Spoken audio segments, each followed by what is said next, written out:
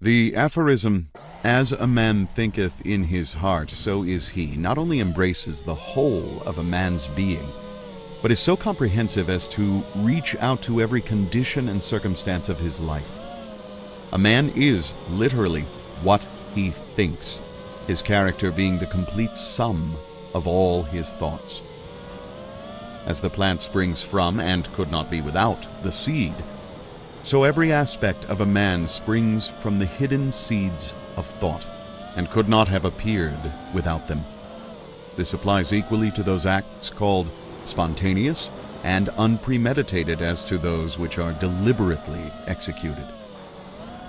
Act is the blossom of thought, and joy and suffering are its fruits. Thus does a man garner in the sweet and bitter fruitage of his own husbandry. Thought in the mind hath made us. What we are by thought was wrought and built. If a man's mind hath evil thoughts, pain comes on him, as comes the wheel the ox behind. If one endure in purity of thought, joy follows him, as his own shadow, sure. Man is a growth by law, and not a creation by artifice, and cause and effect is as absolute and undeviating in the hidden realm of thought as in the world of visible and material things.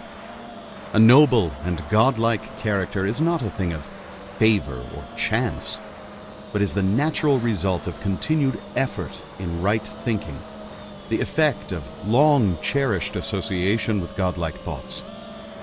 An ignoble and bestial character, by the same process, is the result of the continued harboring of groveling thoughts.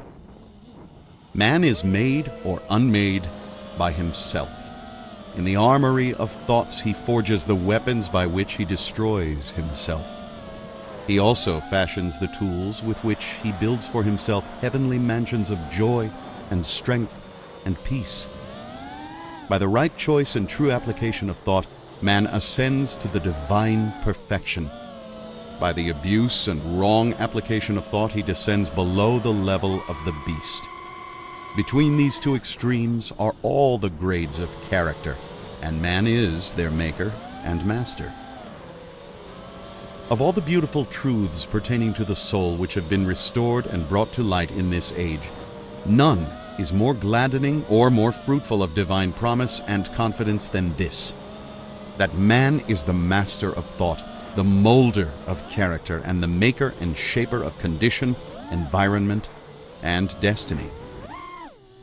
As a being of power, intelligence, and love, and the lord of his own thoughts, man holds the key to every situation and contains within himself that transforming and regenerative agency by which he may make himself what he wills.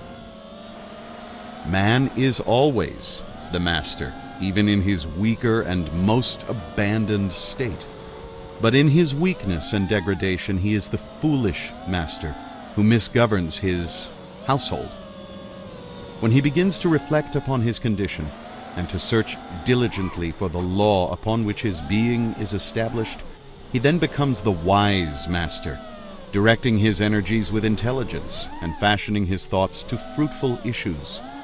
Such is the conscious master, and man can only thus become by discovering within himself the laws of thought, which discovery is totally a matter of application, self-analysis, and experience.